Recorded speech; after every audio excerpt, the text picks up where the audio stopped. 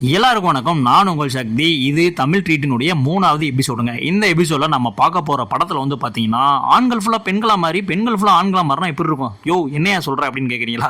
இல்ல வாங்க இப்ப நம்ம படத்தினுடைய கதை என்ன அப்படின்றத பாத்திரலாம். படத்தினுடைய நாயகன் வந்து பாத்தீங்கன்னா ஒரு மிகப்பெரிய ஒரு விளம்பர நிறுவனத்துல ஒரு உயர் பதவியில் இருக்கக்கூடிய ஒரு ஆணாதிக்க மிக்க ஒரு ஆளுங்க. இவர் வந்து பாத்தீங்கன்னா பெண்களை வந்து இழிவாகவும் சுயநலத்துக்காகவும் பயன்படுத்தக்கூடிய ஒரு கேரக்டர் உள்ள ஒரு ஆணு.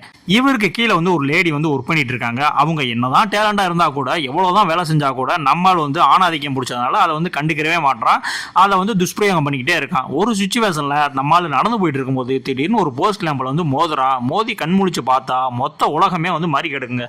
என்னப்பா சொல்ற அப்படின்னா, ஆமாங்க, மொத்தம் இந்த ஆணாதிக்க உலகமே வந்து டோட்டலா வந்து சேஞ்ச் ஆகி பெண்ணாதிக்கம் உள்ள ஒரு உலகமா வந்து மாறிடுது. இதுக்கப்புறம் படத்துல என்ன நடந்துச்சு அப்படின்றதான் இந்த படத்தினுடைய ஒன்லைன் ஸ்டோரிங்க. இந்த படத்தை பொறுத்த வரைக்கும் ஆண்கள் ஆதிக்கம் செலுத்துற இந்த சமூகத்துல பெண்கள் அன்றாட வாழ்வில் சந்திக்கக்கூடிய நிறைய பிரச்சனைகளை கேலிகளை செம்ம சூப்பரா வந்து இந்த படத்தை வந்து காட்டியிருப்பாங்க. நீங்க அதுக்காகவே வந்து இந்த படத்தை வந்து பார்க்கலாம் அப்படின்ற மாதிரி சொல்லுவேன். ஒவ்வொரு சீனுமே வந்து பாத்தீங்கன்னா அவ்வளவு தூரம் வந்து மெனக்கெட்டு இருப்பாங்க. ஒரு ஆணாதிக்கம் நிறைஞ்ச ஒரு சமூகத்துல ஒரு பெண் வந்து எவ்வளவு கஷ்டப்படுவாங்க அப்படின்ற ஒரு விஷயத்தையும், ஒரு பெண்ணாதிக்கம் நிறைந்த ஒரு உலகத்துல ஒரு ஆண் வந்து எவ்வளவு தூரம் சிரமம் பண்றான் அப்படின்ற மாதிரியான விஷயத்தையும் ரெண்டையுமே சூப்பரா வந்து தனித்தனியா வந்து காட்டியிருப்பாங்க.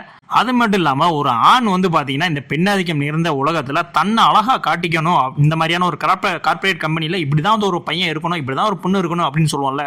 ஸோ அந்த மாதிரியான ஒரு விஷயத்தை கையில் எடுக்கும்போது அதை ரொம்பவுமே வந்து நையாண்டியாவும் நகைச்சுவையாகவும் சூப்பரா வந்து போர்ட்ரேட் பண்ணி வச்சிருப்பாங்க. நீங்க படம் பார்த்தீங்க அப்படின்னா உங்களுக்கே வந்து புரியும். ஒரு சுச்சுவேஷன்ல தன்னுடைய பாஸ் கிட்ட தான் வந்து நல்ல பேர் வாங்கணும், ஒரு போஸ்டிங் வாங்கணும் அப்படின்றதுக்காக கதாநாயகிட்ட பண்ணக்கூடிய வேலைகள்லாம் நீங்க பார்க்கும்போது உண்மையை வந்து சூப்பரா வந்து எடுத்திருப்பாங்க. ஆனா என்னங்க, இந்த படத்துல வந்து கொஞ்சம் அடல்ட் சீன்ஸ்லாம் இருக்கு. ஸோ இந்த படம் வந்து பாத்தீங்கன்னா 18+ தான். ஸோ 18+ இருந்தா மட்டும் தான் நீங்க இந்த படத்தெல்லாம் வந்து பார்க்க முடியும். அது மட்டும் இல்லைங்க, ஆர்ட் ஒர்க்குமே வந்து பாத்தீங்கன்னா சூப்பரா வந்து பண்ணியிருந்தாங்க. பெண்கள் அந்த உலகத்திற்குலாம் ஏற்றது போல அந்த உடைகள் விளம்பர பலகைகள்லாம் இருக்குல்ல, அதே மாதிரி ஆண்களுக்கான அந்த அழகு சாதன பொருட்கள் அப்படின்ற மாதிரி அந்த டோட்டலா அந்த உலகத்தை வந்து சூப்பரா வந்து கிரியேட் பண்ணி வச்சிருந்தாங்க. எனக்கு ரொம்பவுமே வந்து இந்த படம் வந்து பிடிச்சிருந்துச்சுங்க. இந்த படம் வந்து பாத்தீங்கன்னா பிரெஞ்சு படமான I am not easy man படத்தினுடைய ஒரு அபிஷியல் ரீமேக் தாங்க இந்த படம். எனக்கு அந்த படம் பார்க்கும்போது கூட அந்த அளவுக்கு வந்து டச்சபிளா இல்ல.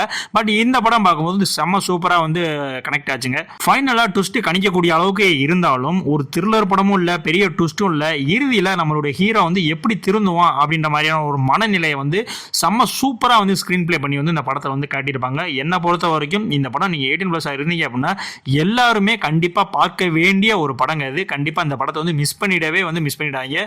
அந்த அளவுக்கு வந்து சூப்பரான ஒரு படம். இந்த படம் நெட்ஃபிளிக்ஸ்ல தமிழ் டப்பிங்ல அவைலபிளா இருக்கு. ஸோ கண்டிப்பா வந்து இந்த படத்தை வந்து மிஸ் பண்ணிடாதீங்க. கண்டிப்பா நீங்க அடல்ட் ஒண்டியா இருந்தீங்க அப்படின்னா கண்டிப்பா இந்த படத்தை வந்து பாருங்க. இதே மாதிரியான அடுத்த ஒரு தமிழ் ட்ரீட்ல தமிழ் டப்பிங்ல இருக்கக்கூடிய ஒரு படத்தினுடைய ரெக்கமெண்டேஷனோட உங்களை வந்து நான் சந்திக்கிறேன். நன்றி.